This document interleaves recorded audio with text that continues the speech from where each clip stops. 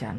আর আমার থেকে যদি কোচিং নিতে চান, ইউজিসি নেটের প্রিপারেশান নিতে চান বা কলেজ সার্ভিস কমিশনের ইন্টারভিউ প্রিপারেশান নিতে চান, অবশ্যই আমাকে মেল করে জানাতে পারবেন। সব কিছু পেয়ে যাবেন ডিটেলস ডেসক্রিপশন বক্সে। বাংলা সাহিত্যের ইতিহাস শুরু কোথা থেকে? বাংলা সাহিত্যের ইতিহাস বলতে আমরা মূলত বাংলা ভাষায় রচিত সাহিত্যধারা ক্রমবিকাশকে বুঝি। বাংলা সাহিত্যের ইতিহাসকে সাধারণভাবে 3টে ভাগে ভাগ করা হয়: আদি যুগ, মধ্যযুগ, আধুনিক যুগ। আজ আমরা আলোচনা করব প্রথম দুটি যুগ, অর্থাৎ আদি যুগ, মধ্যযুগ। এই দুই যুগ বাংলা সাহিত্যে ভিত্তি করে দিয়েছে। আধুনিক বাংলা সাহিত্যকে বুঝতে হলে আগে এই ভিত্তিটা খুব ভালোভাবে বুঝতে হবে। আদি যুগ প্রায় 950 থেকে 1200 খ্রিস্টাব্দ। বাংলা সাহিত্যের ইতিহাসে প্রথম যুগ হলো আদি যুগ। একে অনেক সময় বলা হয় প্রাচীন যুগ এবং চর্চা যুগ। এই যুগের সময়কাল সাধারণত ধরা হয় 950 খ্রিস্টাব্দ থেকে 1200 খ্রিস্টাব্দ।